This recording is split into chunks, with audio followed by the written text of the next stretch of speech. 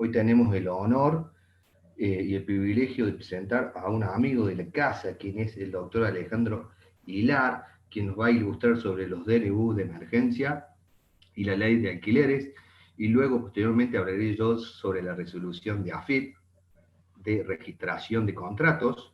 Lo presento al primer disertante, se llama Alejandro Hilar, él es abogado por la Universidad Nacional de Córdoba, es escribano público, contador público nacional, corredor público, corredor inmobiliario y martillero judicial.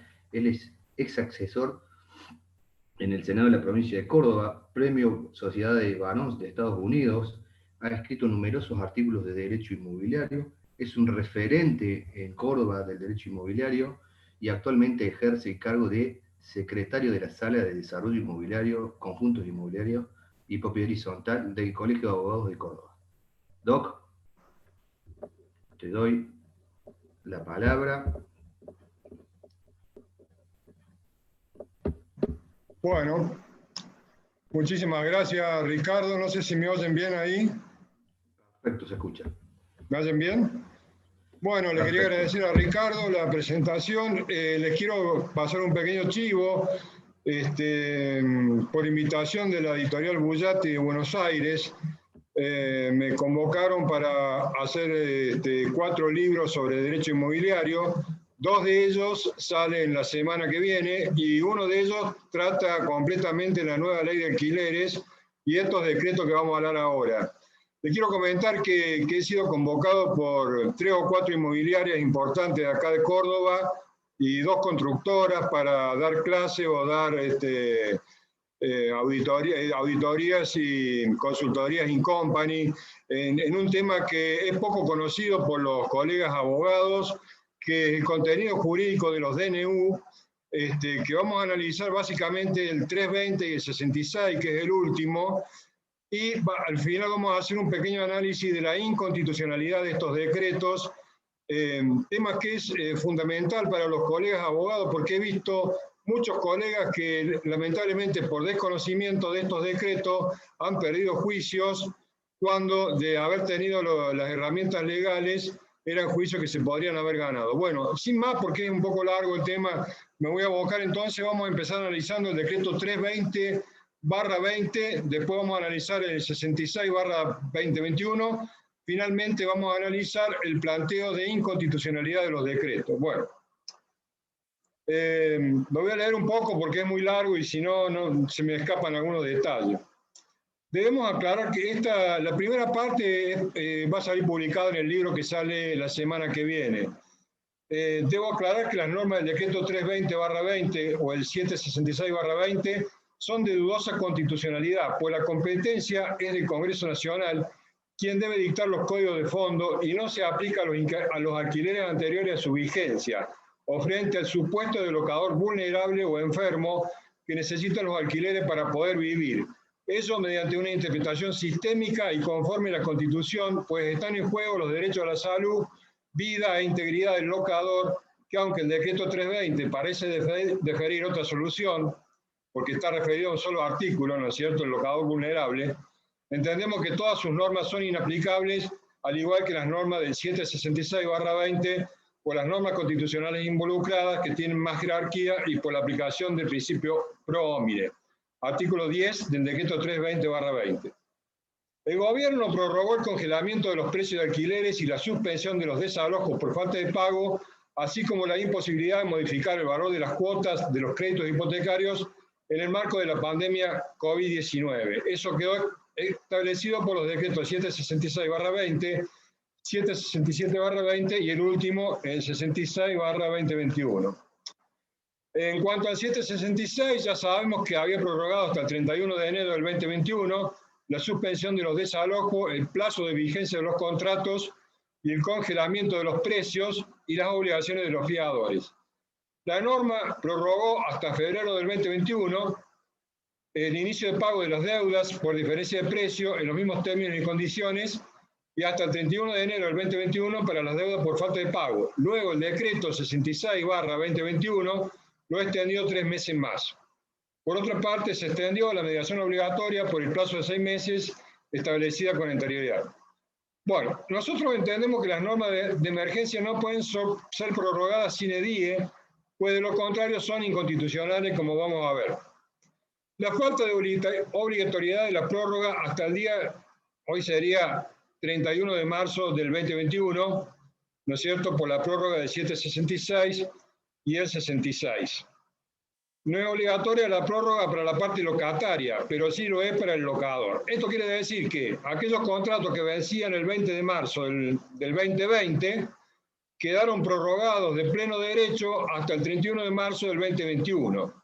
Pero el locatario, como esta norma es disponible para él, puede mantener la vigencia del contrato. La parte locataria entonces podría optar entre mantener la fecha de vencimiento pactado, prorrogar el plazo por un término menor al establecido por el decreto 66/2021, por ejemplo, al 30 de agosto del 2020, o acogerse, ¿no es cierto?, a lo que dispone el decreto 66/2021, que prorrogó el plazo de los convenios hasta el 31 de marzo del 2021. En caso de optar por cualquiera de las precedentes opciones, debe notificar tal decisión a la parte locadora por lo menos con 15 días corridos de anticipación a la fecha de vencimiento pactada, si ella fuera posible, de lo contrario no podría ejercer la facultad. Recordamos que la notificación es fehaciente cuando se realiza en instrumento privado en doble ejemplar y con fecha suscrita por la locadora, dándose por notificada o por carta o documento, por telegrama coracionado o por actuación notarial, que sería un acta labrada por escribano. ¿Qué pasa con la prórroga del convenio y la muerte del locatario durante la vigencia del 320, del 766 y del 66? Si la prórroga del convenio beneficia a la locataria o a sus sucesores o convivientes por causa de la muerte del locatario, pero no la exime de pagar los cánones locativos. Al fallecer la locataria, puede ser continuada la locación en las mismas condiciones pactadas y hasta el vencimiento del plazo contractual o el que establece el decreto 66, por quien habite y acredite haber recibido de la arrendataria ostensible trato familiar durante el año previo al abandono o fallecimiento. Bueno, el plazo locativo a vencer durante la vigencia del 320/20, prorrogado por el 766 y el 66, ¿no es cierto? Este decreto prorrogó de pleno derecho la vigencia de aquellos contratos que vencían el 20 de marzo del 2020, y según el último decreto 66, los prorroga hasta el 31 de marzo del 2021. Yo espero que sea el último, si no podría haber otro decreto más que prorrogue nuevamente el vencimiento. El espíritu de la norma es evitar que ninguna persona se vea obligada a buscar un nuevo inmueble, mucho menos durante la vigencia de la cuarentena o pandemia. En consecuencia, no se podrían instrumentar renovaciones de contratos, por lo que se prorroga el plazo vencido de oficio hasta el 31 de marzo del 2021. Vamos a ver todos los inconvenientes que esto causa. La situación jurídica de los garantes durante el decreto 320/20, 766 y el 66.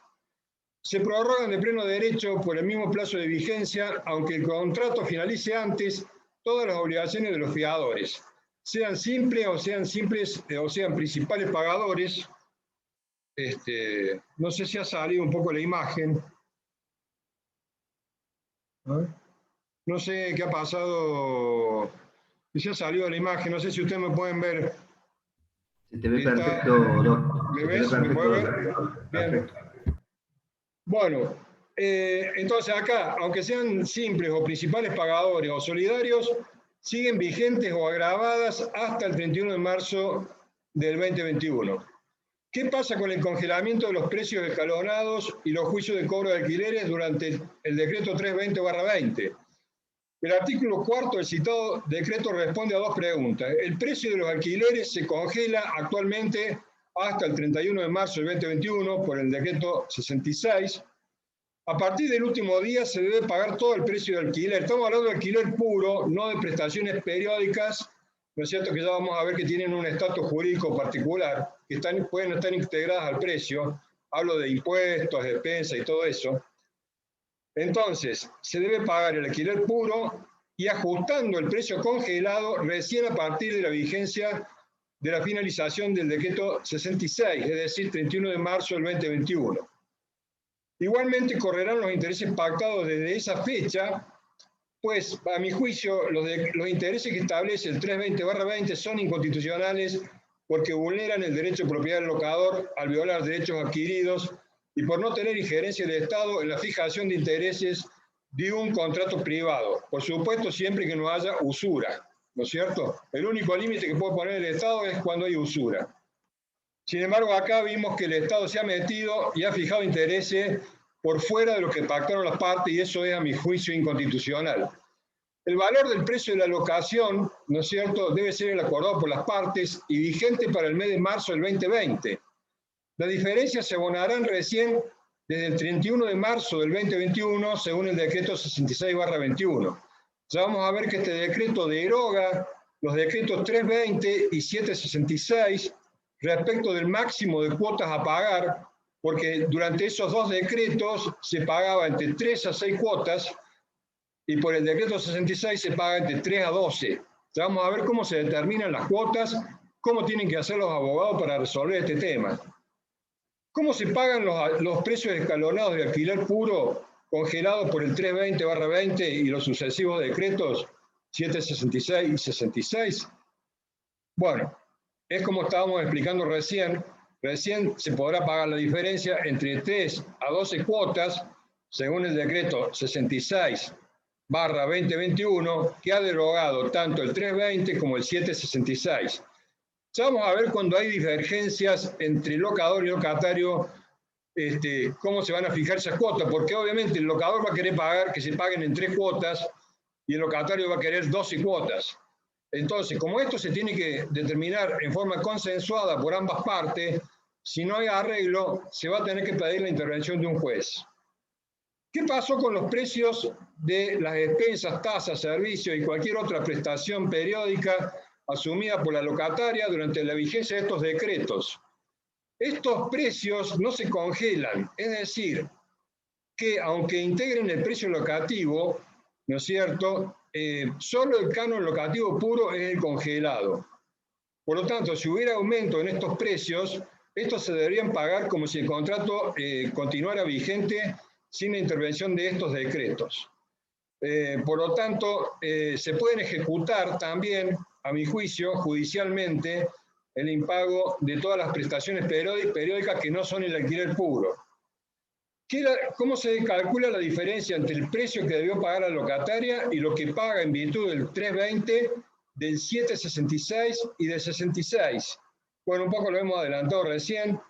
Se pagará recién a partir del 31 de marzo de 2021 el canon que estaba vigente a marzo del 2020 y a eso se le sumará, ¿no es cierto?, toda la parte que ha sido congelada, y se tiene que abonar entre 3 cuotas mínimo y un máximo de 12 cuotas, que se tienen que consensuar por ambas partes.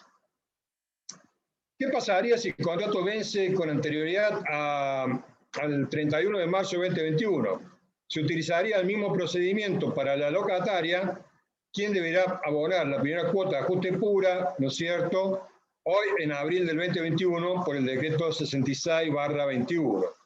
Ojo con esto, porque recuerden que estos decretos han prorrogado todos aquellos contratos que estaban vigentes entre el 20 de marzo del 2020 y el 31 de marzo del 2021, ¿no es cierto?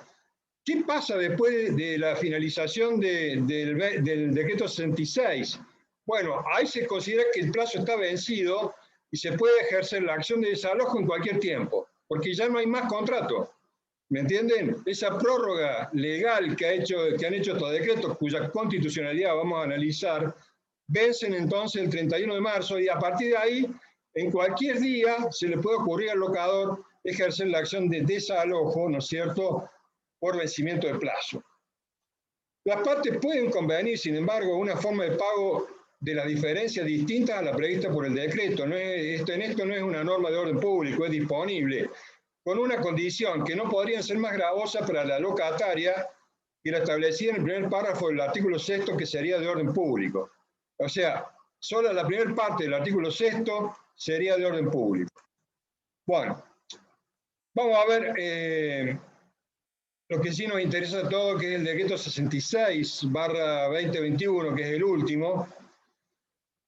Como si fuera una saga de ciencia ficción, el gobierno nacional ha hecho una tercera entrega de estos DNU, agregando al 320 y al 766, esta vez el DNU 66/2021, donde a grandes rasgos se extiende por 60 días el vencimiento de los alquileres vencidos.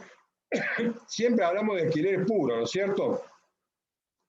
El congelamiento de alquileres y la suspensión de los desalojos, cuya entrada en vigencia operó a partir del 1 de febrero de 2021 y hasta el 31 de marzo de 2021. La nueva entrega del decreto fue tal vez una de las cuestiones más esperadas del año. Mucho se habló, pero el boletín oficial no nos daba la noticia sino hasta un día antes del vencimiento del decreto 766/2020. Recordemos que aquel fue el que prorrogó en primera instancia el 320/2020. Esta reedición torna inconstitucional al DNU 66, ya que plantea nuevamente una invasión de poderes. Recuerden que el Congreso Nacional es el único autorizado por la Constitución a dictar normas de fondo, ¿no es cierto? Que se podría admitir que el 320 es válido porque, bueno, en ese momento regía la ASPO, ¿no es cierto? Pero en este momento no rige ninguna ASPO. La economía ya está más que normalizada en gran parte.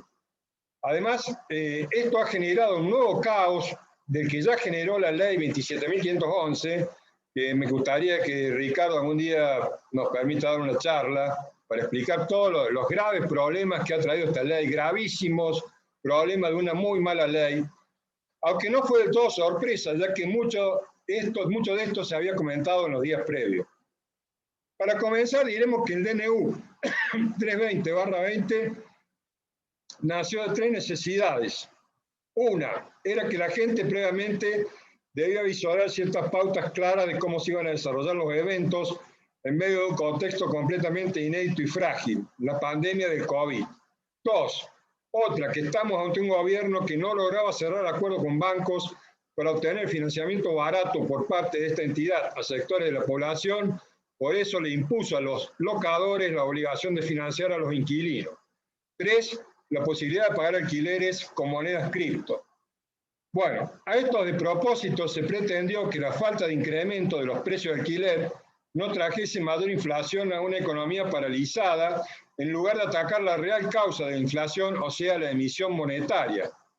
Esta medida pudo ser entendible, aunque criticable, dijimos recién, durante la vigencia del 320/2020, que estaba vigente durante la ASPO, ¿no es cierto?, el aislamiento social preventivo obligatorio, pero ya sus sucesivas prórrogas realmente han provocado grandes daños al sector inmobiliario y, como se vaticinó hasta el cansancio, se termina perjudicando al sector que protege, es decir, o que dice proteger el locatario, provocando además la inconstitucionalidad, pues las normas de emergencia deben ser acotadas en el tiempo. Yo digo, ¿por qué se le causa daño al locatario?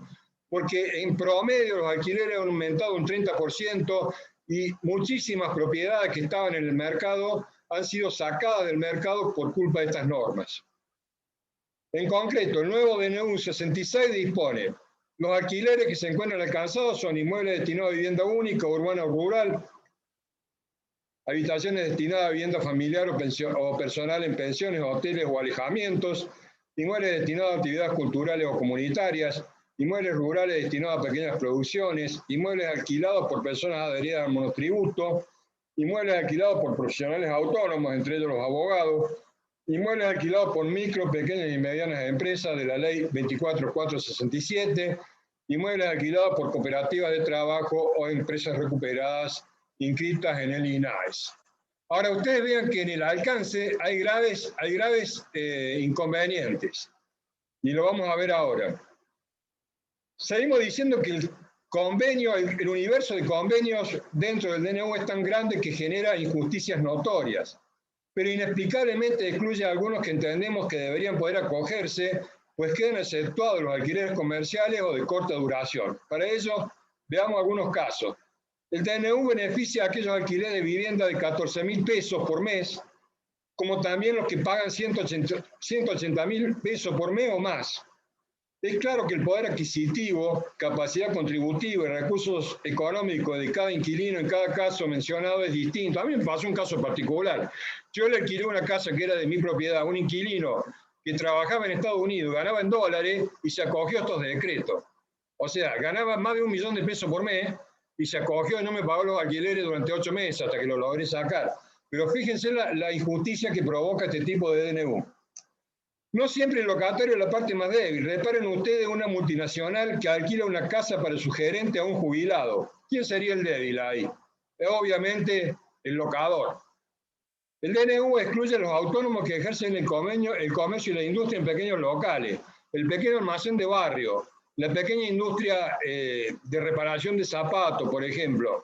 Ellos no pueden acogerse a estos DNU. Cuando generalmente van a ser mucho más perjudicados que locatarios de viviendas suntuosas, ¿no es cierto?, que sí se pueden acoger. No queda claro el régimen de los alquileres mixtos, es decir, cuando es mitad habitacional y mitad comercial. Por ejemplo, un kiosco que está dentro de una casa, ¿estaría incluido? Genera graves dudas. Cabe preguntarse cuál es el derecho a la igualdad que nos quiere dejar el gobierno en cuanto al pago de impuestos y cargas tributarias. El DNU 66 prorroga hasta el 31 de marzo de 2021 la suspensión de la ejecución de las sentencias judiciales de desalojo por la causal falta de pago de aquellos inmuebles alcanzados por el decreto. Sí se pueden cobrar en sede judicial las multas pactadas ante la falta de pago de los cánones locativos, pues los DNU no los prohíben. Yo le digo a mis clientes, por ejemplo, póngale una multa diaria, póngale una multa de 1.000 pesos por día. Si se quieren acoger al decreto, estas multas sí se pueden cobrar porque no están prohibidas. En aquellos contratos que se encuentran impactados por el DNU, se podrá demandar hasta la sentencia. El DNU no prohíbe el ejercicio de la demanda.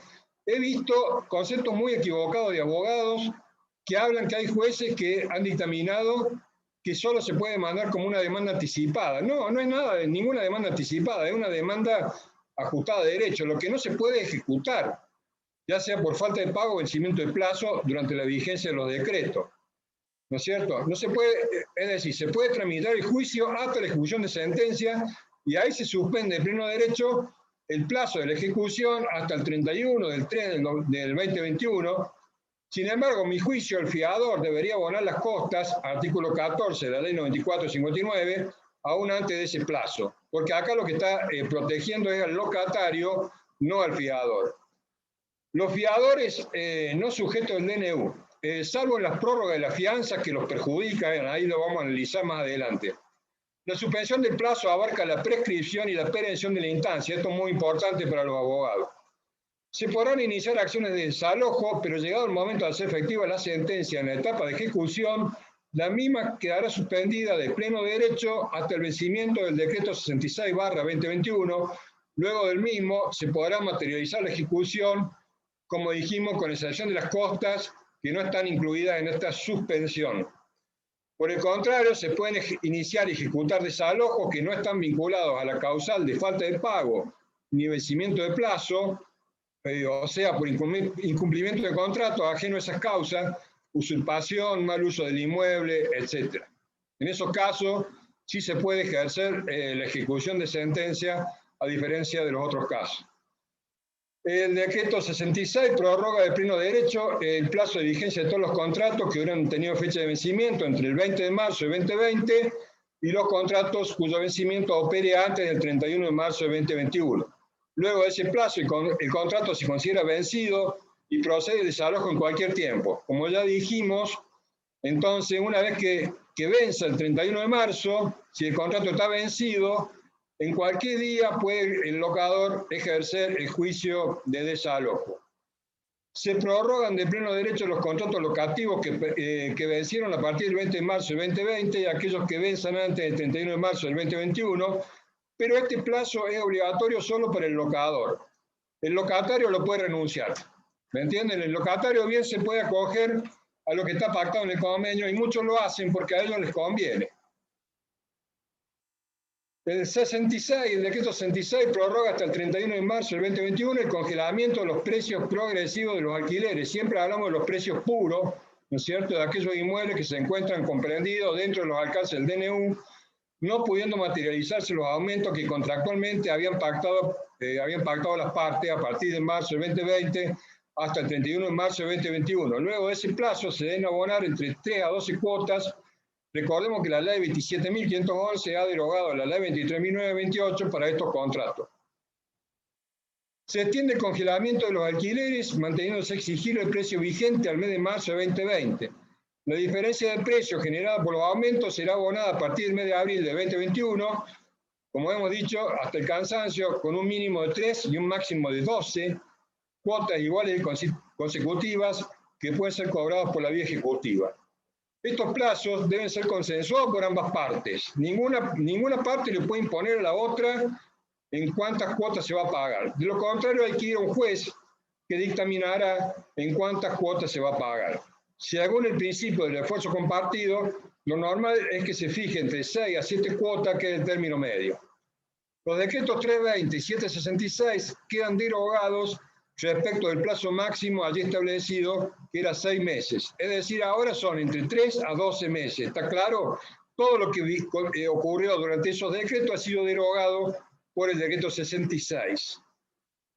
Se sigue postergando el cobro de las deudas que se fueron generando a partir de marzo de 2020 por la diferencia de precios según escalonamiento progresivo. Recuerden que en la 27.511 se los permite en forma anual, con el riesgo de que el inquilino se vea abrumado al final del contrato con una deuda impagable muy onerosa de alquiler puro, perjudicando, en su desgracia, al fiador solvente como al locador. Las partes de prestaciones periódicas que se incluyen en el precio incluso se pueden ejecutar. Se extiende de pleno derecho la fianza, cualquiera sea su tipo, ténganlo presente, sin necesidad de consentimiento del fiador, de aquellos contratos que se encuentren alcanzados por el DNU hasta el 31 del 3 del 2021. Recordemos la diferencia que hay entre fianza simple y solidaria, donde en este caso no hay ni división ni exclusión.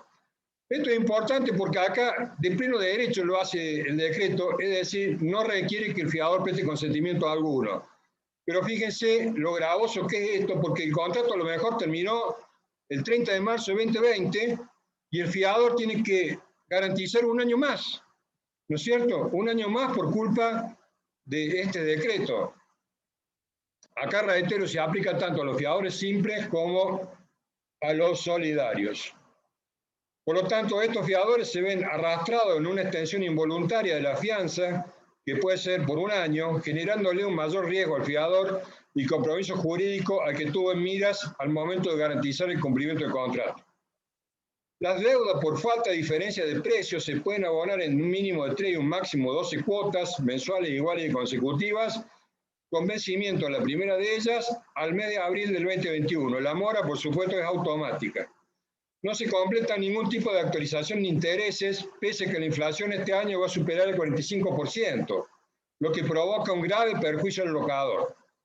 Nos remitimos a lo explicado recientemente en el punto D. No obstante ello, por aplicación del artículo 17 de la Constitución Nacional, se podrían aplicar intereses compensatorios, pues no están prohibidos por el decreto 66/2021.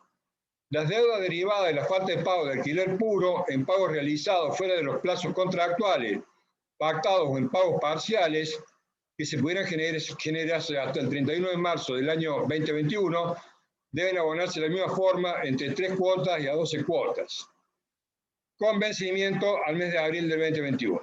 Las deudas de prestaciones periódicas, incluidas en precios locativos, expensas, tributos, etc., se pagan según lo dispuesto en el contrato y pueden ejecutarse judicialmente y devengan los intereses pactados. A estos montos que hemos hablado recién, según los decretos mencionados, se pueden aplicar intereses compensatorios, los que no pueden exceder la tasa de interés para plazo fijo en pesos a 30 días que paga el Banco de la Nación Argentina, norma que a mi juicio es inconstitucional, pues no hay motivo alguno para que el Estado interfiera en la autonomía de voluntad de las partes, máxime si las tasas son inferiores a la inflación como son estas tasas. Otra vez vemos que el Estado se mete con cuestiones que no tiene nada que hacer. Esta es una cuestión privada. ¿Qué tiene que venir el señor Estado a fijarme cuáles son los intereses que yo tengo que pagar? Se continúa postergando el pago de las deudas por falta de pago de las obligaciones contractuales puras, siendo exigible la primera cuota a partir del mes de abril del 2021. Volvemos a decir lo mismo que dijimos recién respecto a la tasa de interés, la cantidad de cuotas. Aclaro que la norma disponible, es decir, que el locatario podría pactar una tasa de interés superior y en subsidio la norma sería inconstitucional por las razones dadas. Respecto de la mediación, hasta el 30 de marzo del 2021 y luego se prorroga hasta el 30 de septiembre del 2021, la mediación prejudicial en los procesos de ejecución y desalojo resulta obligatoria y se incentiva la explicación del esfuerzo compartido para dirimir en esta instancia las cuestiones que se vinculan con el decreto. Aclaro que esta norma en las provincias como Córdoba requieren de adhesión de la legislatura local porque es una normativa de orden procesal. Voy a hablar de dos temas importantes y después me aboco directamente porque no los quiero cansar, porque yo sé que a lo mejor ustedes quieren hacer una pregunta y si me expando mucho, capaz que se van a cansar o se me van a dormir. Entonces, voy a hablar de un tema importantísimo. Luego te hago algunas preguntas, Doc, yo. Bueno, sí. Sí, estoy abierto a todas las preguntas que quieran. Dale, dale.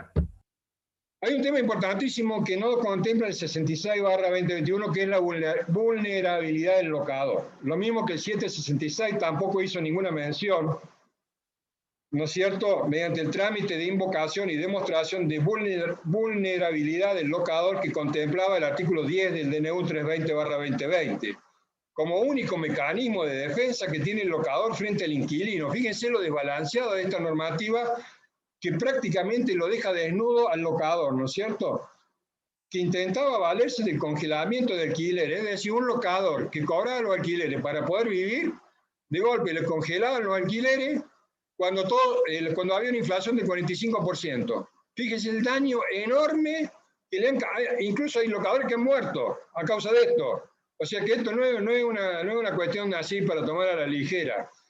Una burrada lo que han hecho realmente, porque acá hay que contemplar los intereses de todas las partes. Bueno, como decía, aquellos locadores que dependen del canon convenido en el contrato para cubrir su necesidad básica o del grupo familiar primario o conviviente. Esta falta de reglamentación realizada adrede, obviamente que ha sido adrede, han omitido esto adrede, imposibilita la prueba de la misma, vulnera la garantía constitucional de igualdad ante la ley. Por ello entendemos que tanto el decreto 766 como el 66 han prorrogado de pleno derecho la vulnerabilidad del locador con todo su alcance, que ya hemos visto que no solamente el congelamiento, ¿no es cierto?, al no prohibirla. Es la única explicación lógica que le encontramos a esta omisión, hecha adrede, por supuesto, con el claro fin de perjudicar al locador. Ciertamente estas medidas trajeron una gran presión sobre los precios de los nuevos contratos. En promedio han subido un 30% desde la vigencia de estos DNU, y además muchos inmuebles fueron retirados del mercado, lo que en definitiva termina causando daño a los locatarios. Esto fue percibido por los inquilinos, y muchos inquilinos que son inteligentes, ¿no es cierto?, se comunicaron con los locadores para anticiparles la voluntad de seguir pagando los incrementos pactados o cuando mejoraran de fortuna, sin acogerse a los plazos del DNU, ya que esta materia es disponible. Está claro que los locatarios incumplidores tarde o temprano quedarán en la calle. Es decir, pueden estar protegidos un año, pero después que se venza esto tiene que tener un fin en algún momento, esto no se puede prorrogar eternamente. ¿Usted cree que un locador le va a renovar un contrato a un locatario que se acogió a esto? Salvo que tenga una causa muy plausible, por supuesto. En este contexto se han celebrado numerosas prórrogas contractuales, demostrando a los inquilinos que comprenden al locador que vive de los ingresos que le genera el alquiler, reconociendo este principio del locador vulnerable. Es decir, los mismos inquilinos han reconocido este principio directamente. Por otra parte, los locadores también mostraron que no siempre son la parte fuerte que el gobierno pretende hacernos creer, puesto que vimos que muchas veces son la parte débil. Ya hemos visto una multinacional que alquila una casa para su gerente a un jubilado. ¿Cuál es la parte débil ahí? ¿Una multinacional que gana miles de millones de dólares por mes o un jubilado que gana la mínima? Puesto que una gran mayoría de alquileres comerciales e industriales que fueron afectados acordaron nuevos precios e incluso quitas a favor de los locatarios. Algo parecido pasó con los alquileres de vivienda, en los cuales los locadores dieron facilidad de pago e incluso quita a los inquilinos cumplidores que se vieron afectados por la ASPO, siendo las normas a favor de los inquilinos disponibles. Sin embargo, como pasa siempre, hubo muchos vivos que se aprovecharon de la situación. Yo le comenté lo que me pasó a mí, viendo casos de inquilinos que no encontrándose afectados por la crisis o la pandemia, que mantuvieron o incrementaron los ingresos, igualmente decidieron acogerse al DNU, provocando severos perjuicios a los locadores, causando la responsabilidad del Estado, como veremos.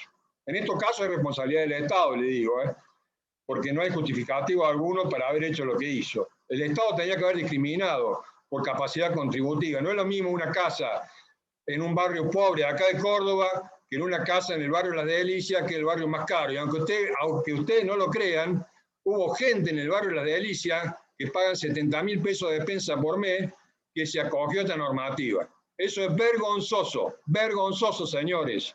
Nosotros como abogados no podemos tolerar esto. Recordemos que los locadores, en su gran mayoría, son personas que tienen una o dos propiedades destinadas a alquilar, las que fueron heredadas o adquiridas luego de muchísimos años de trabajo. Son personas que viven en el país, es decir, sufren los mismos avatares económicos que los locatarios, y en muchos casos su economía diaria depende en gran medida de lo que genera la renta de inmuebles. Aclaro que esto es renta de ganancia y no de capital, como hacen los desarrollistas, ¿no es cierto?, que venden los inmuebles. Acá hay mucha gente que vive porque tiene una casita que heredó del padre o de la madre, vive de esos ingresos. No estamos frente a grandes empresarios inmobiliarios que tienen el monopolio de los inmuebles y se aprovechan de la situación de indefensión, como ocurre en otros países. Bueno, por ello entendemos que el decreto 66/2021 se implementó a destiempo, la economía está muy complicada para todos, se tuvo poca delicadeza para con el locador, que ha sufrido en general aumentos impositivos importantes y que le ha afectado gravemente su calidad de vida.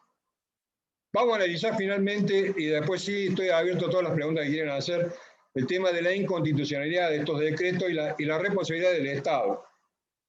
Operada entonces la interferencia estatal en favor de una de las partes, en este caso el locatario, debe operar la garantía del artículo 6 de la ley 21.342, que dice: el Estado garantiza la libertad de contratación y el ejercicio regular de los derechos de los contratantes en las locaciones iniciadas a partir del 1 de enero de 74, y por lo tanto nace la responsabilidad del Estado, tal como lo sostuvieran López Zavalía y Leiva Fernández, este último expresamente en las conclusiones de la Comisión Cuarta de las primeras jornadas nacionales de locación urbana de la Facultad de Derecho de la UBA en septiembre de 81, ocasión en la que sostuvo el quebrantamiento de lo dispuesto por el artículo 6 de la ley 21.342, que está vigente hoy en día, generará responsabilidad para el Estado, y los referidos decretos 320, 766 y 66 así lo hacen, pues desbalancean mucho a favor del inquilino, violando el artículo 16 de la Constitución Nacional o estableciendo normas que violan derechamente el derecho de propiedad del locador, artículo 17 de la Constitución. Puesto ya en materia de responsabilidad estatal por el dictado de estos DNU 320, 766 y 66, es necesario indicar que actualmente, con respecto al Estado Nacional, sujeto al cual deberían dirigirse las eventuales demandas, ya que ha sido el emisor, rige la ley 26.944 de responsabilidad estatal. En dicha disposición se contempla la hipótesis tanto de responsabilidad por actividad lícita como actividad ilícita, entendiendo la doctrina de la jurisprudencia que la responsabilidad estatal por actividad legislativa, comprendiendo en ella la derivada del dictado de los DNU, encuadra dentro de la llamada responsabilidad del Estado por actividad legítima o lícita, actualmente consagrada en el artículo 5 de la ley 26.944, sin perjuicio de que haya alguna actividad lícita en esos decretos, por ejemplo, el dictado de intereses obligatorios para las partes cuando no hay motivos para ello. Siguiendo a Bianchi, quien se basa en la norma mencionada, creemos que el supuesto de responsabilidad indicada presenta los caracteres siguientes. Es de carácter excepcional. Excluye al lucro cesante. Se indemniza el daño emergente, ¿no es cierto?, comprendiendo exclusivamente el valor del objetivo del bien o los daños que sean consecuencia directa e inmediata de la actividad desplegada por la autoridad pública, en este caso el valor locativo dejado de ganar por el locador, o los menores intereses a los que son forzados las partes por estos decretos. Se requiere la existencia de un sacrificio especial en la persona dañada, diferenciando de que sufre el resto de la comunidad. Acá claramente hay un sacrificio especial porque todo el peso cayó sobre el locador y no sobre el inquilino. Frente a tales parámetros, pasamos a contraponerle a los DNU de emergencia locativa la necesaria conclusión. La disposición es fruto del colapso económico que ha implicado la pandemia, ha perseguido en materia de relación locativa para obedecer exclusivamente a la parte locataria. Como reflejo de ello, le han permitido a esta postergar los aumentos posteriores a marzo del 2020 hasta el 31 del 3 del 2021, diferir el pago de la totalidad del precio locativo puro en ese lapso, sin que por ello, es decir, incumplimiento parcial o total, deba pagar intereses de ningún tipo al locador, lo que vimos es inconstitucional, pues viola el derecho de propiedad del locador.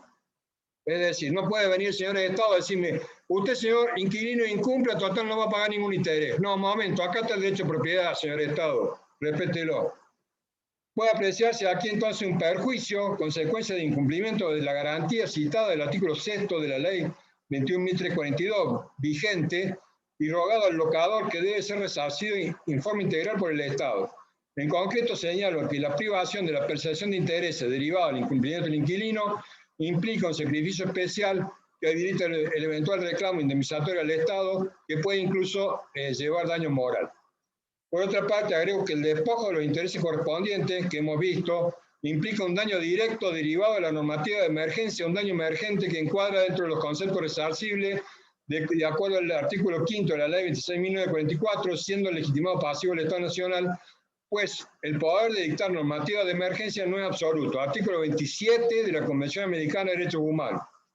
Haciendo una revisión conceptual, entonces, al recaudo de la existencia de un sacrificio especial, debemos recordar que la doctrina sostenida se requiere un sacrificio calificado debidamente fundado en las normas constitucionales o convencionales. Ténganlo bien claro esto. El Estado no puede dictar cualquier norma. El sacrificio tiene que estar fundado en normas constitucionales o convencionales.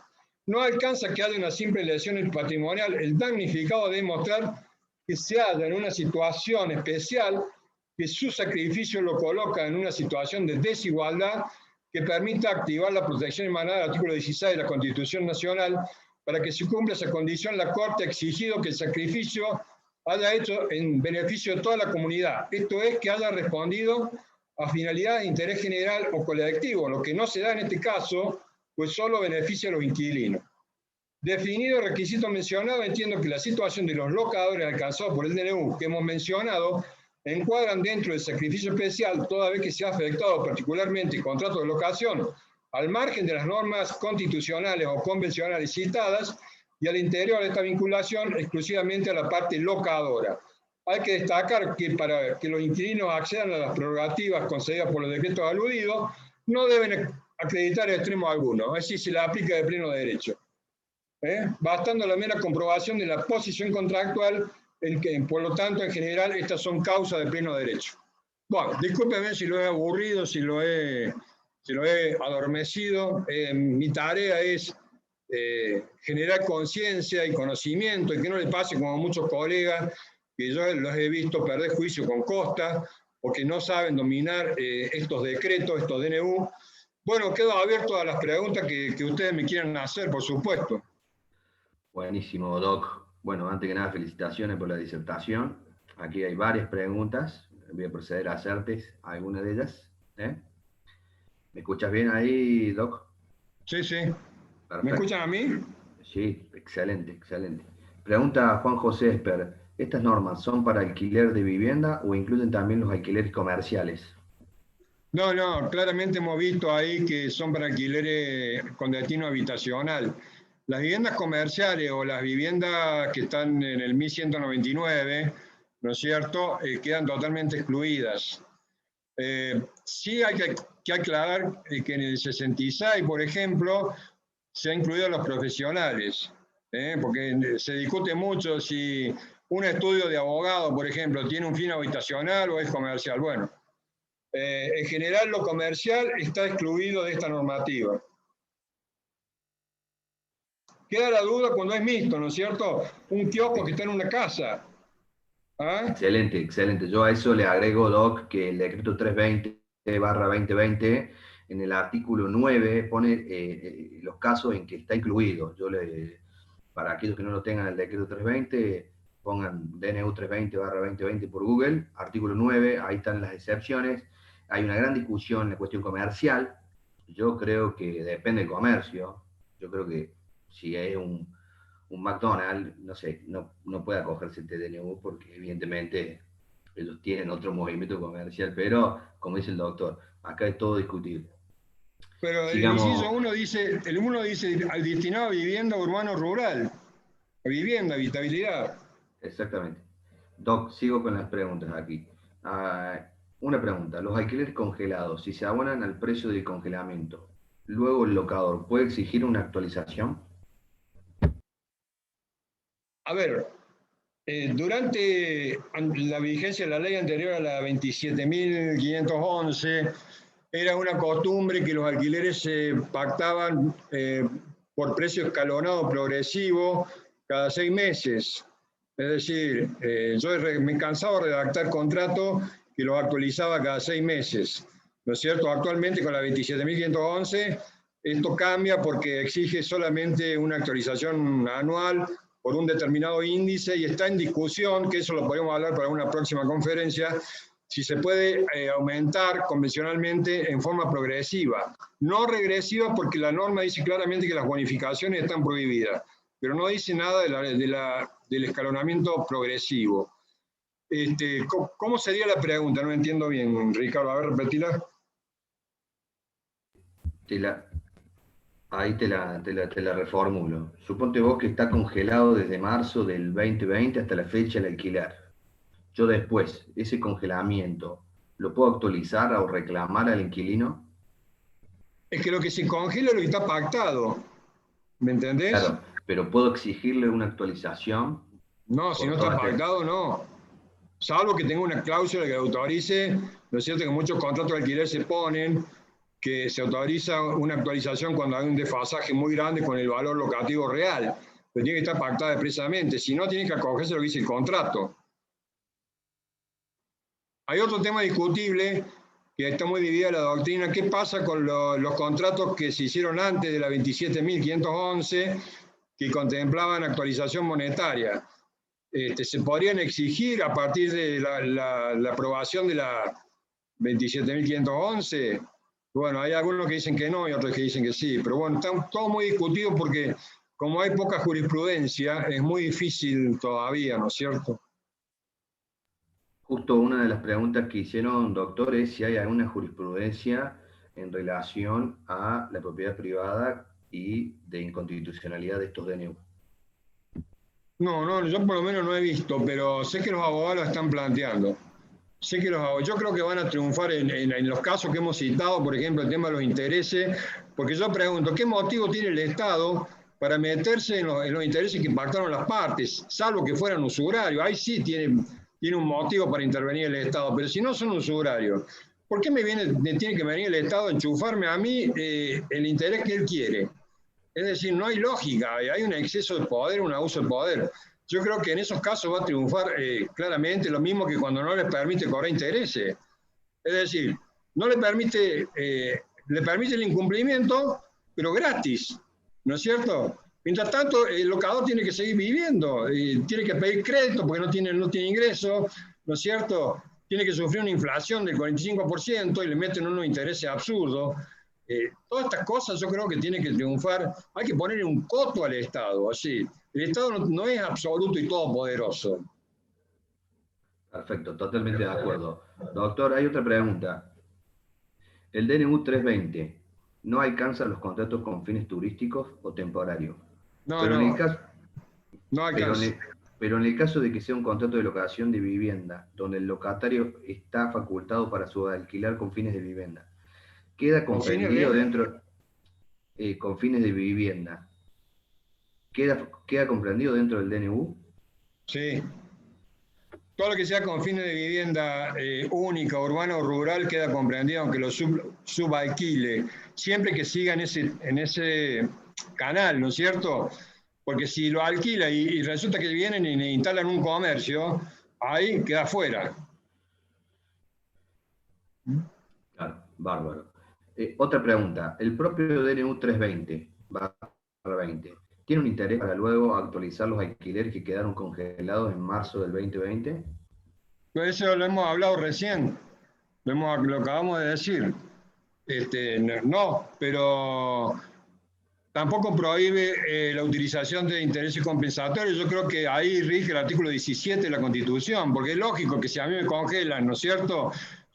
Me obligan a ir a buscar crédito, ¿de qué voy a vivir? Supongamos un locador que vive de ese alquiler. ¿De qué va a vivir? Después, ¿qué? ¿Va a pagar el locatario que estuvo usando los 6 meses y no va a pagar nada de interés? Es inconstitucional eso. Perfecto. Emil se pregunta, ¿cuál es el régimen aplicable a un jubilado frente a AFIP? Y dos, ¿debe emitir factura electrónica al locatario? Bueno, ese tema, el tema AFIP, que está en el artículo 18 de la ley 27.511, se lo voy a deferir al doctor Nicolás porque es el tema que él va a hablar. Solo le puedo decir que hasta el régimen actual que implementó la AFIP en estos días, no era exigible el artículo 18 de la 27.511. ¿Me entienden? Solo a partir de la reglamentación se considera exigible. Y ojo con esto porque ahí va a haber muchos problemas para los locadores y la AFIP, porque obviamente le diría que un 90% de locadores no van a denunciar los contratos por razones obvias. Sí, va a causar bastantes problemas, me parece, esta Claro, resolución porque que además recuerden que el ahora... artículo 18 lo obliga el juez a denunciar. Así es, sí señor. Está obligado, cuando corre traslado de la demanda, Está obligado a a notificar a la AFIP. denunciar. Ya lo vamos a ver eso, está en la resolución de AFIP. Luego, yo no sé si, doctor, vos podés ver el chat. Hay una pregunta de Juan José, pero un poco larga, no sé si le querés leer. Sí, Vos no sé está hablando de los inmuebles alquilados para micro y pequeñas y medianas empresas. ¿Cuál sería la pregunta? Arriba dice, un aspecto importante que me gustaría que se analizara es la tributación sobre los alquileres. Esta renta No, tributa en el... No sé si la podés leer ahí, sí. no la puedo leer, pero Es muy larga yo la la verdad que me pregunta. quisiera abocar al tema locativo y te dejo a vos, Ricardo, el tema Perfecto, tributario. Si querés hacemos perfecto. alguna otra jornada, porque es muy largo el tema tributario. Sí, me Hay parece que lo vamos varias a dejar para resoluciones de otra AFIP ahí, no solo la oportunidad. última. Bueno, ahí al último preguntan. Ahí le pregunta al último Juan José Esper. El inciso 7 del artículo 9 incluye las pequeñas y medianas empresas. Es decir, podría Sí, entrar el comercio ahí. sí. Bueno, Doc, yo no sé si hay otra pregunta Claro, o algo más pero que... no sé si podría, no sé si se está refiriendo a las actividades comerciales, ¿eh? Porque lo que surge de la fundamentación de los DNU es que las actividades comerciales quedan fuera de esta normativa. No sé, tengo las dudas ahí. Lo mismo que para las cooperativas. Una cooperativa Está. que desarrolla un comercio. Cooperativa inscrita en el INAES, por ejemplo. Pregunta Nicolás Gallo, ¿la teoría de la carga compartida o de costo se aplica en el caso de Esfuerzo los compartido. alquileres, se aplica en el caso de alquileres comerciales? Por ejemplo, un negocio que cerró más de 6 meses, ¿puede exigir no pagar el alquiler o pedir una reducción? No, la teoría del esfuerzo compartido se aplica solamente a las viviendas con fines habitacionales.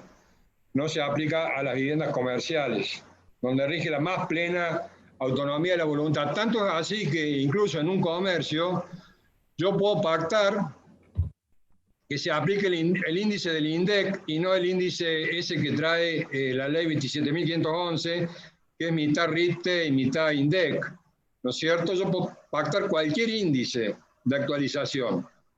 Es decir, no hay esfuerzo compartido en inmuebles comerciales. Rige la más plena autonomía de la voluntad de las partes. Lo que ahí sí pueden generar, ahí recién veíamos, por ejemplo, que es absurdo, que el pequeño almacén de barrio o el kiosquito de la esquina no se puede cobijar con estos DNU. Pero una persona que vive en la delicia, en una casa que vale 5 millones de dólares, sí se puede acoger. Es ridícula esta normativa, es ridícula, ¿no es cierto?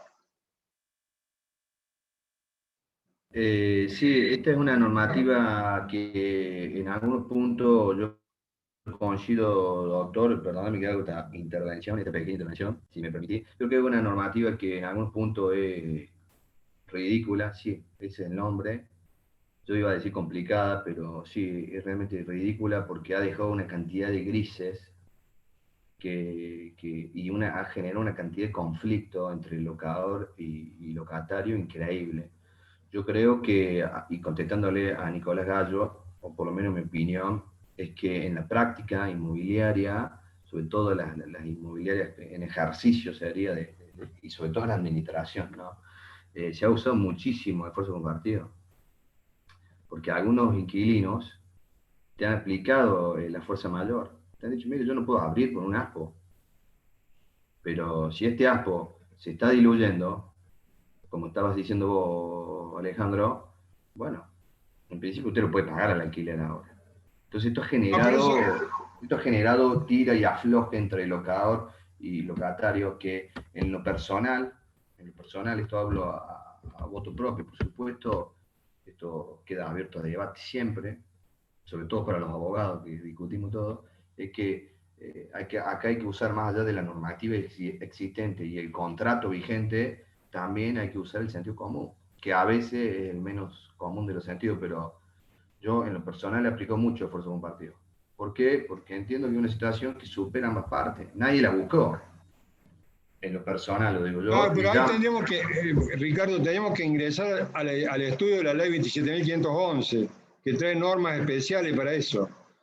No, estos DNU no traen normativa. Hay casos, por ejemplo, que son absolutos, que los abogados la mayoría no saben. Por ejemplo, un hotel durante el ASPO, obviamente que no puede abrir. ¿Quién va a ir a un hotel si hay un aislamiento social preventivo obligatorio? Pero para eso hay normas de la ley 27.511 que hay que usar, pero no están acá en el DNU. Si querés, Ricardo, próxima conferencia hacemos un análisis de la ley. Sí, sí, sí, por supuesto. Dejo también el chivo para todos los presentes de que a mediados de marzo vamos a sacar una diplomatura sobre contratos inmobiliarios en emergencia, en donde se va a abordar con profundidad esta emergencia sanitaria y cómo ha impactado en los distintos contratos, ¿no? Vos, Alejandro, te toca la parte del contrato de alquiler, así que ahí Bueno, te vas a poder explayar libremente y también vamos a ver la emergencia en la seña, la emergencia en la compraventa, la emergencia y la mediación, y bueno, y también el trabajo y negociación en cláusulas blandas, porque bueno, parece que este DNU, si bien termina ahora el 31 de marzo, la sí que no lo prórroga prorroga. sería, existe la posibilidad de que se prorrogue, porque si uno ve cómo está el manejo de la pandemia y el tema del manejo de la vacuna, bueno, parece que va a haber pandemia por 30 años, ¿no? Entonces esto Claro, lo que pasa es que posiblemente. la normativa, Ricardo, tiene que estar acotada en el tiempo, normativa de emergencia. Exactamente, así es, pero bueno, esto es una emergencia larga, parece, ¿no, Doc? Pero bueno, yo en lo personal creo que estos DNU también han dejado algunas personas, algunas figuras dentro de este contrato totalmente desprotegidas, porque en tu caso en concreto estabas hablando relación locador y locatario, y del garante. ¿Existe el garante vulnerable o no existe? Porque el garante es el que paga la fiesta acá, ¿no? O sea, el artículo 5 de este DNU prorroga y prorroga y prorroga y lo hace solidariamente responsable, Y sin pese a que, consentimiento, y sin sin el consentimiento. consentimiento. O sea, y el artículo, el DNU dice, mire, no se va a aplicar los artículos sobre consentimiento, o sea, él va a ser responsable tanto en el plazo, tanto en el pago, tanto en los diferimientos de pago, porque en realidad no hay congelamiento, es un diferimiento de pago. Cuidado con esto, que no es menor, porque no es que se congele y no lo pago, sí, lo va a pagar, y si no lo paga su garante. Entonces estamos con un garante que no puede ni siquiera defenderse. Tiene que hacer planes de planes y de planes de cuotas. Parece que como que el garante no lo ha agarrado la pandemia, ¿no? Y este DNU No. se olvidó de esto. Se olvidó de esto, el DNU. Se olvidó Quiero, de esto. Ricardo, destacar un tema importante que los abogados consultan mucho, que se puede demandar, se puede hacer demanda tanto por falta de pago como por vencimiento, lo que se suspende es la ejecución de la sentencia, que esto tiene que quedar claro. Y a mi juicio se puede cobrar las costas al fiador cuando está pactado, por ejemplo, el artículo 14 de la ley nuestra de aranceles, porque acá no se protegen honorarios, se protege el tema habitacional. Yo creo que las costas al fiador se pueden cobrar. Bueno, es todo un tema esto, ¿eh? Y sí, este fiador va a pagar todo, ¿no? O sea, creo que el DNU, más allá de, por supuesto, ha ayudado a estos inquilinos, pero se ha olvidado de algunos sujetos, sin contar los casos puntuales tuyos, de este tipo que cobra en dólares, y se aboca al DNU. Entonces, justo vi una pregunta que decía, ¿puede pedir una actualización? El DNU no te lo permite, pero... Salvo que esté algún, pactado, algún, que haya una cláusula pactada, sí, pero lo único. algún profesor me ha dicho, algún docente me ha dicho, que, a ver, se puede plantear en la justicia, si esta persona cobra en dólares, ¿cómo no se puede actualizar? Si a vos la pandemia no te interfiere en nada. Entonces, yo creo que es todo sujeto a prueba y se podría plantear hasta la inconstitucionalidad de la norma. Ojo con esto. Sí, pero yo pregunto, ¿alguien va a correr ese riesgo? Ese es el tema. Ay, bueno. No, las costas son altas. Las costas son altas. Ten en cuenta que, ten en cuenta que un contrato de locación, el más chiquito que sea, tiene un monto total, suponete vos, de 2 años, que pague 10.000 pesos al mes, tiene un monto total de 300.000 pesos. O sea, como mínimo, ¿no? Sumar los intereses. Sumarle los intereses, eh, sumarle los intereses es una aventura jurídica. Es altísimo. Diría Natalia, nadie se anima a correr riesgo. Y no, la verdad que no, porque yo tengo casos en lo personal de un cliente que ya venía sin pagar el alquiler hacía varios meses, para no decir años, y me trae la carpeta, sería la causa, el día 1 de octubre. Me dice, desalójamelo. Mira, están los DNU corriendo. No, bueno, pero yo soy locador. Mirá, vos tenés 2 o 3 propiedades. ¿Qué es lo que es locador vulnerable? ¿Qué significa eso? Porque, ¿cuáles son los parámetros? ¿Cuál es el piso y el techo del locador vulnerable? ¿Cuándo es vulnerable? Y la verdad es que yo no me animo, porque encima el que que no cobre el alquiler, quizás la hago correr con las costas, en un juicio Yo, de 700.000 pesos. O sea, costa. Ricardo, me han contado un caso acá en Córdoba que un locador perdió una vivienda porque el abogado no supo manejar estos DNU. Las costas eran altísimas. Claro. Ojo con esto, porque las costas son altas en los juicios de alquiler. Hay que caminar seguro. Yo prefiero caminar seguro. Así es, Doc. Si no hay más preguntas, yo entro un poco a esta resolución de AFIP, si me permitís. Adelante. Bueno, muy bien. De silencio. Yo con el permiso de los participantes voy a compartir pantalla. Yo tengo una pequeña presentación hecha.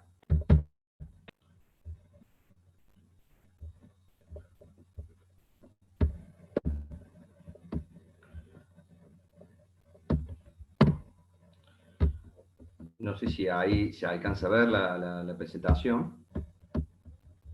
Yo creería que sí, pero por las dudas pregunto. Bueno, como saben perfectamente, el doctor Alejandro Hilar nos habló de estos DNU de emergencia. Tengamos en cuenta que estos DNU rigen para aquellos contratos que estaban vigentes en esa época. Tengamos en cuenta que el 1 de julio del año pasado se sancionó la ley de alquileres, esta ley de alquileres que va a vivir en este régimen en donde hay DNU y hay contratos con la nueva ley de alquileres.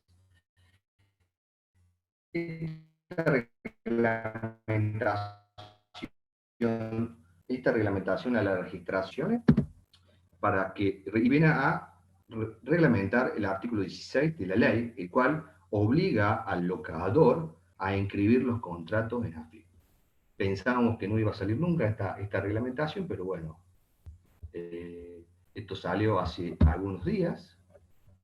Por eso en esta charla, que si bien iba a ser de DNU, también quisimos hacer por lo menos una mención a vuelo rasante sobre esta resolución. Esta resolución, cuya numeración es 4933/2021, va a entrar en vigencia a partir del 1 de marzo de este año, del 2021, y los contratos que se hubiesen celebrado a partir del 1 de julio del año 2020, es decir, ley nueva, y que continúen vigentes, así como aquellos contratos que se celebren a partir de la fecha de la vigencia de la presente resolución hasta el 31 de marzo del 2021 inclusive, gozarán de un plazo excepcional para su registración hasta el día 15 de abril del 2021. Es decir, que si yo celebré un contrato el 1 de julio con la ley nueva, contrato nuevo, o celebré un contrato ahora, en los primeros días de marzo, yo voy a tener prorrogado esta obligación hasta el 15 de abril del 2021, inclusive, dice el artículo 21 de esta resolución. ¿A qué contratos alcanza esta resolución? El artículo 2 de AFIP nos menciona que incluyen locaciones de bienes inmuebles urbanos, tanto vivienda como así también comerciales. B. Arrendamientos sobre bienes inmuebles rurales. C. Locaciones temporarias de inmuebles urbanos o rurales con fines turísticos, de descansos o similares. D. Locaciones de espacios o superficies fijas o móviles, delimitados dentro de bienes inmuebles, como por ejemplo estos están que están en los supermercados, hipermercados, los shopping o en las ferias. No están comprendidos dentro de este inciso los alquileres de espacio de góndolas. Es decir, el fisco alcanza casi todos los contratos, ¿no? Excluyendo salvo estas góndolas, ¿no? No se queda ahí, dice, en todos los casos se encuentran incluidos los contratos de locación celebrados electrónicamente mediante la utilización de plataformas digitales y o aplicaciones móviles destinadas a tal fin. Es decir, casi todos los contratos están incluidos en esta resolución de AFIP. Ahora bien, ¿quiénes son estos sujetos obligados a inscribir estos contratos mencionados anteriormente? Esto lo dice el artículo 3. Quedan obligados a efectuar la registración prevista en el artículo precedente las personas humanas, las sucesiones indivisas. AFIP la toma casi como una persona jurídica, esta sucesión indivisa. Las personas jurídicas, cualquiera sea la forma que adopten, ya sean SA, SRL, SAS o una ONG, están obligadas a inscribir, que asuman el carácter de locadores, arrendadores, sublocadores y subarrendadores en los contratos celebrados. O sea, le engloba a todos estos sujetos con esta carga de inscribir estos contratos en la AFIP, que ya vamos a ver el procedimiento de cómo se va a inscribir. La registración de los contratos por parte de cualquiera de los condóminos libera la obligación al condómino y a los restantes condominios. Es decir, si hay un inmueble que pertenece a varias personas, es decir, en condominio, con tal que uno lo inscriba, suple la obligación de los otros. Ahora bien, otra categoría que incluye de sujetos obligados son, cuando los inmuebles pertenecen a sujetos residentes en el exterior, la obligación señalada estará a cargo de sus representantes en el país, cualquiera sea la modalidad de la representación. Es decir, no deja fuera a nadie, AFIP. Este tema es muy importante para la inmobiliaria. El artículo 5 habla sobre la intervención de intermediarios. Cuando en los contratos celebrados intervengan intermediarios, es decir, inmobiliarias principalmente, estos podrán registrarlos en representación de los locadores o arrendadores. Esta registración que hagan implicará que la excepción de dar cumplimiento a las obligaciones previstas, es decir, cumplen con la obligación de inscribir lo que tiene el locador, y B, la confirmación de la participación en las operaciones económicas para los intermediarios. Es decir, ustedes como inmobiliarias van a confirmar que han participado en la operación económica, como un agente de información, por supuesto, ¿no?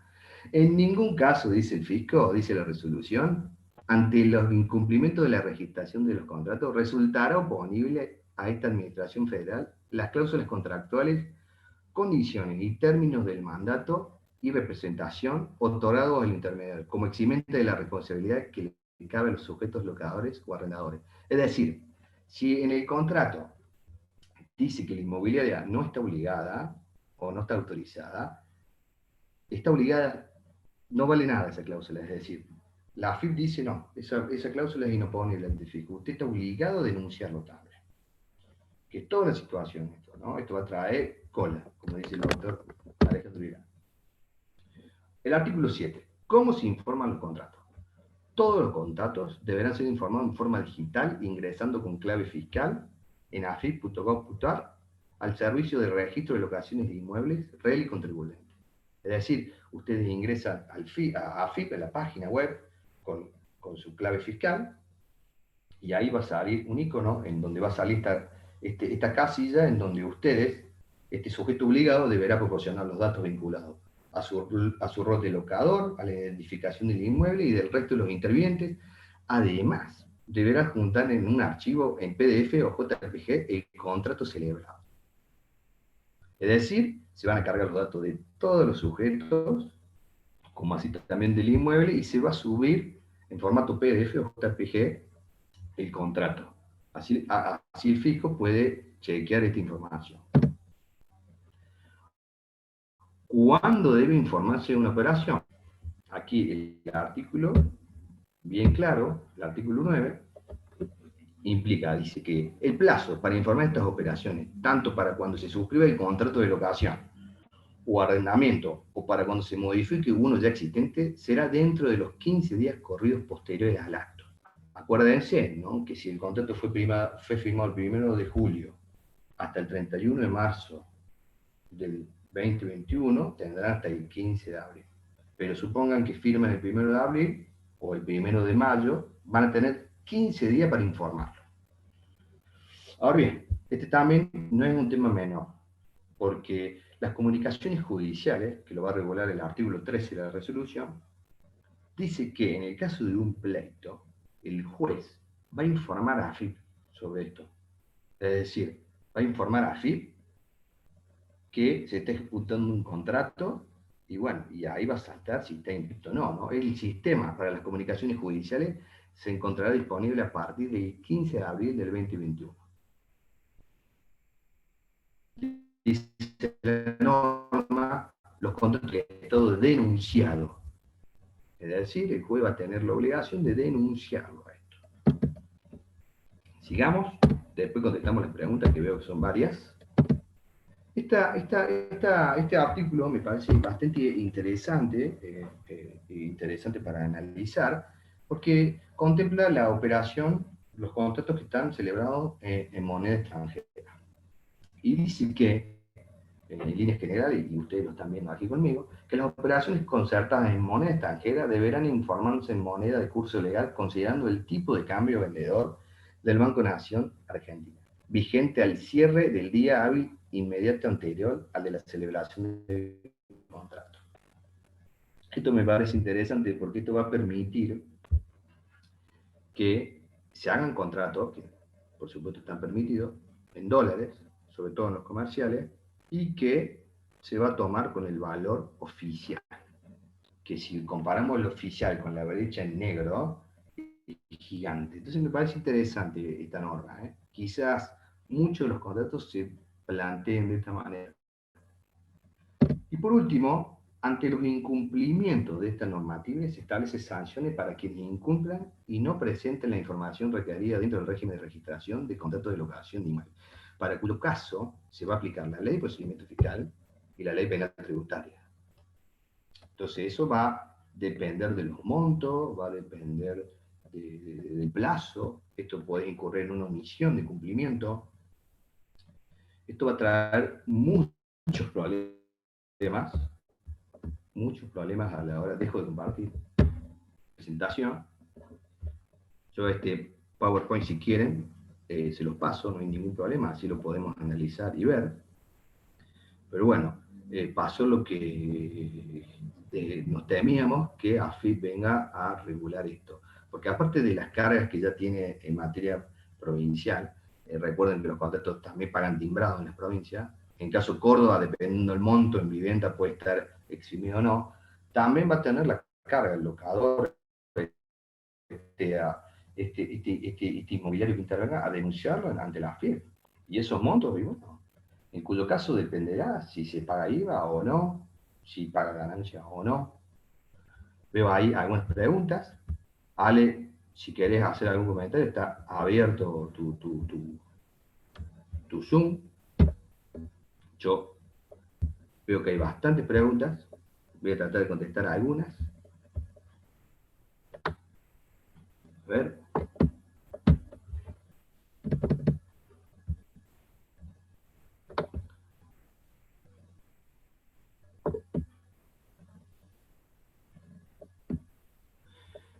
Valentina Gutiérrez pregunta, ¿cuál será la consecuencia de un contrato denunciado por el juez? Bueno, ha omitido darles datos a FIP. O sea, es bastante grave este tema. Es decir, justo hablando con algunos colegas, van a tener que aplicar los métodos de la negociación. Yo prefiero hacer un mal acuerdo que hacer un buen juicio de esto, porque si yo tengo un contrato que se me venció, lo firmé ahora y lo ejecuto al año y no lo denuncié en un año, yo creo que puede ser bastante grave el tema. Es preferible perder algunos alquileres y no denunciarlo. Es decir, ojo, no estoy diciendo que no lo denuncien. Sí, hay que denunciarlo los contratos. Ahora bien, a la pregunta, ¿cuáles son las consecuencias? Y es un tema complicado. Es decir, hay que denunciar los contratos, por supuesto. Es una obligación y es importante denunciarlo. Pero si no lo denuncia, y bueno, dependiendo del monto, puede tener un delito fiscal. Alejandro, vos entendés mucho en tema penal, ley penal tributaria, pero es un tema que va a traer muchos problemas. A ver, sigamos con algunas preguntas. No se preocupen, Andrea, no te preocupes que voy a mandar el PowerPoint. Yo lo voy a tratar de subir ahora, así ustedes lo tienen. Es una ayuda de memoria en realidad para mí, porque si no me olvido de algunos conceptos, pero ahora lo subo a esto.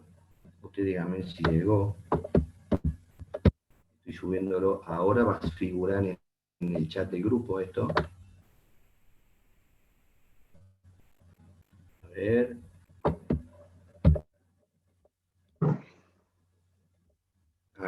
Ahí se está subiendo.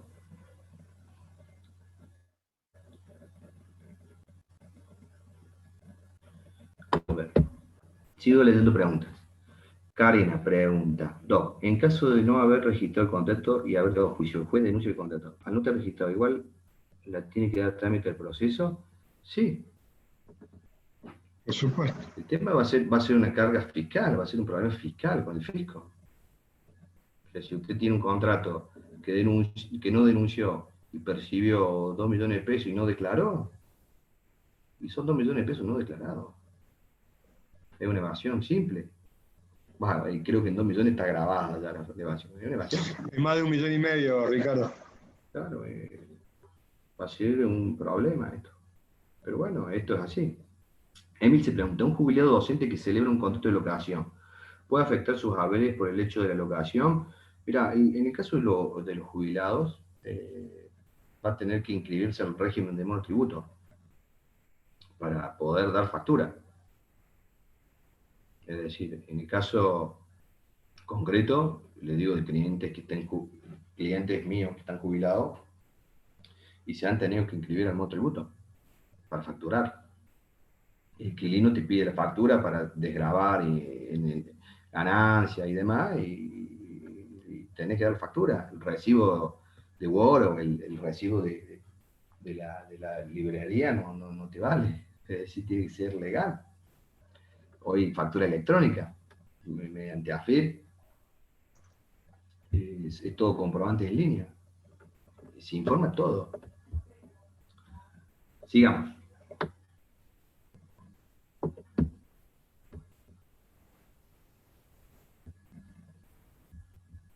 sigamos, a ver. Alejandro Stamer, actualmente lo alquilo. Entonces mi pregunta radica en si a ese contrato lo debo registrar yo como locador, no como titular dominante, o el titular me lo dio en dación. ¿Cuándo lo alquilaste? ¿A partir del 1 de julio? ¿Estás obligado a inscribirlo como locador? Alejandro, sigamos.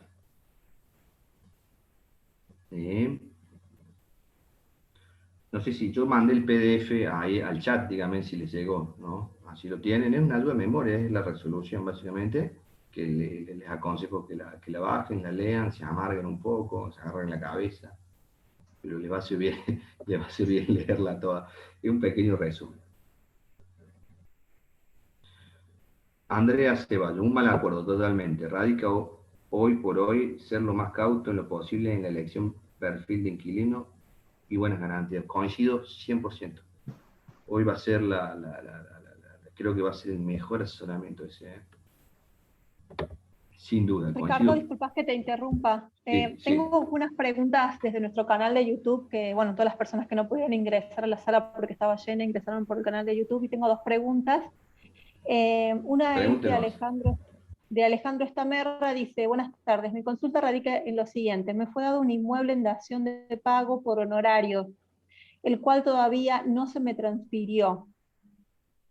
Actualmente lo alquilo. Entonces, mi pregunta radica en si es que ese contrato lo debo registrar yo como locador, no titular dominial, o el titular que me lo dio en dación. En el Lo contrato que celebré antes de la reglamentación. no, entonces. Antes de la reglamentación, no. Si no es del 1 de julio, no. Bien. La doctora Andrea Caminos dice: ¿cuál es el número de la resolución? Ahí sale el numerito.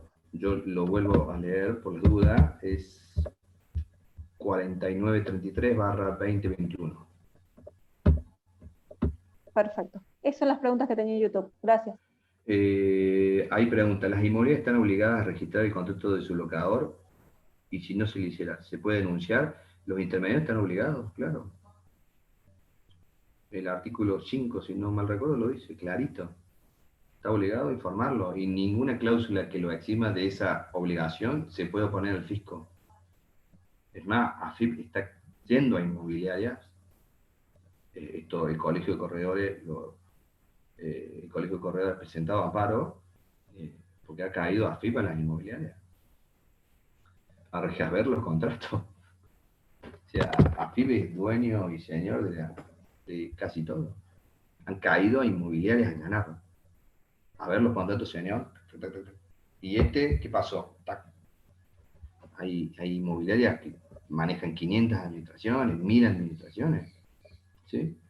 Está obligado el inmobiliario, sería este intermediario, de denunciarlo. Y no se puede eximir de esta responsabilidad. Es un tema este artículo.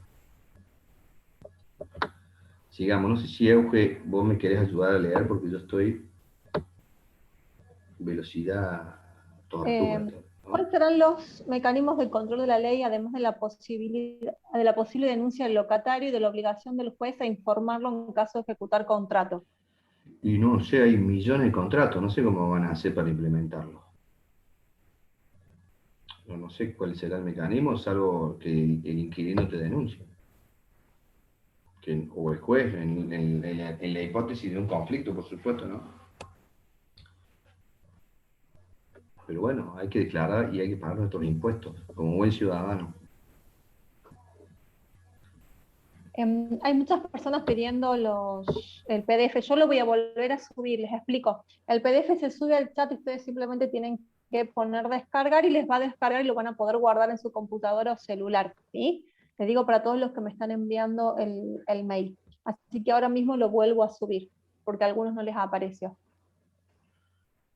Bueno, excelente, excelente, excelente. Es un pequeño ayuda de memoria para mí y yo les aconsejo que vayan a la resolución propiamente dicha, pero básicamente los datos que duelen son esos. El resto es más datos que duelen, hacen doler la cabeza. Marisa Salinas, ¿los particulares se encuentran obligados a declarar los alquileres entonces? ¿Sí? Si es locador o su arrendador, sí, totalmente.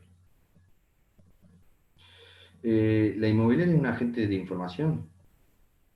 Va a ser responsable, creo que solidariamente con el locador. Este es un tema complicado, ¿eh? Un tema complicado.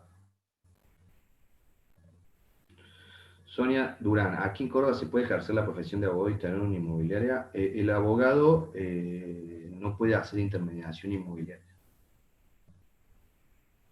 Eso es una tarea del corredor público inmobiliario, del inmobiliario. Sí, Ricardo, Ricardo, es a partir de la ley 27.511. Sí, pero el abogado no puede hacer intermediación Ya inmobiliaria. no puede hacer intermediación inmobiliaria. Al margen de eso, yo ahí diciendo, antes tampoco. El abogado es Claro, pero antes defensor de estaba su discutido cliente. eso, Ricardo. Estaba discutido. Totalmente, tenés razón, está discutido. Yo estoy parado en la posición de que no puede intermediar. Ahora bien, ¿puede administrar un abogado? Sí, totalmente, no puede intermediar. Sí puede administrar. No puede intermediar, ¿eh? No puede poner un cartel que diga alquila. No, eso lo hace un corredor inmobiliario, un inmobiliario.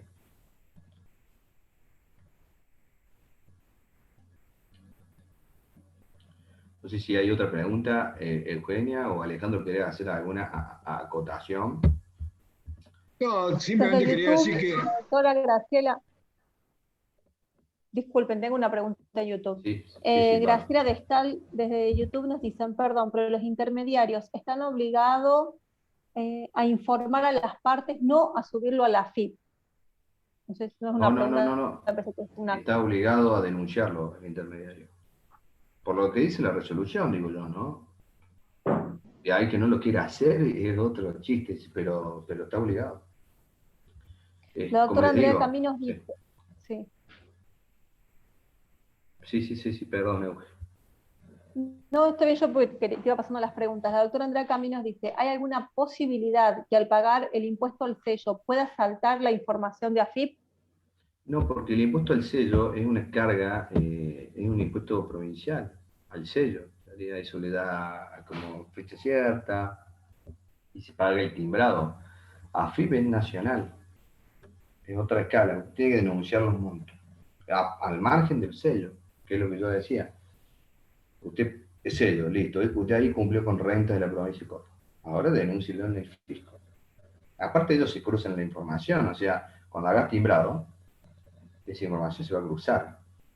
Es decir, va a decir, che, y el contrato este que timbraste, supongo que será así, hay una cantidad de contratos, habría que ver el número exacto de inquilinos, pero hay millones de inquilinos. O sea, no sé cuál será la fuerza de control de AFIP, pero cuando lo timbres, va a quedar en el fisco que está timbrado, en renta al menos, en Córdoba.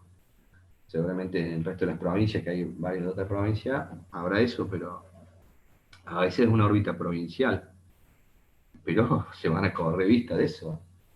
Es como cuando usás un banco. El banco informa al central y así va dando la vuelta de información. Se enteran todos de que transferiste plata.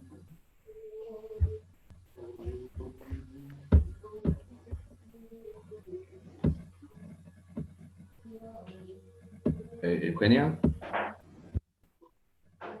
Sí, no veo más preguntas, por lo menos por ahora en YouTube. Voy a seguir revisando. Tenemos igual siempre un delay entre el Zoom y YouTube, pero Bueno, venimos. yo aprovecho Acá no tengo entonces más. para pasar algunos avisos parroquiales. Entonces, les recuerdo que, como ya se los dije, que a mediados de marzo vamos a largar con una diplomatura de 8 clases sobre contratos de inmobiliarios en emergencia, donde vamos a tener el honor de tenerlo nuevamente al doctor Hilar y varios colegas más especialistas en derecho inmobiliario, todos invitados, por supuesto, a participar. Y también otro aviso parroquial es que el doctor Hilar, el día 11 de marzo, también tiene otra presentación sobre el tema. Y ya cuando tenga sus libros, bueno, le vamos a pedir que regale algunos, así los podemos sortear con los chicos de sale la ALU. semana que viene, Ricardo. La semana que viene sale. Así me venís diciendo y yo todavía No, no pero tengo ya me mi tomo confirmaron. gratis. Sí, ya me Bueno, confirmaron, Ricardo. bueno, quiero uno. ya te mangué al frente de 100 personas. Pero bueno, Eugenia, no sé si querés hacer algún agregado. Nada, simplemente agradecerles a todos por la presencia, a los disertantes, y bueno, y a vos, Richard, en especial también por haberte cargado la organización de este evento. Es para nosotros un placer iniciar nuestro ciclo lectivo 2021 con las mismas intenciones que el año pasado, de traerles a todos nuestros colegas capacitaciones prácticas para el abogado litigante. Así que bueno, sin más, los esperamos en los próximos eventos, los vamos a ir publicando tanto por nuestra página de Facebook como por nuestro Instagram. Y a todos los que me preguntaban por el canal de YouTube, el canal de YouTube se llama Abogados Laboralistas Unidos. Esta charla va a quedar allí grabada también. Bueno, muchas gracias y buenas tardes para todos. Muchas gracias, gracias a todos por la presencia. La verdad que llenamos el Zoom, es un tema muy discutido, muy discutible, y seguramente haremos más charlas sobre el tema y profundizará y haremos más hincapié en tema tributario, en tema tributación. No se preocupen, estos son resoluciones nuevas, pero bueno, es importante por lo menos tener una noción de lo que se está hablando en el derecho inmobiliario. Nuevamente gracias, doctor Hilar, un honor tenerte acá para mí, porque vos sos un amigo, sos un amigo, y bueno, no te olvides de mi libro, por favor, y bueno, muchas gracias a todos. Gracias, Ricardo. Gracias.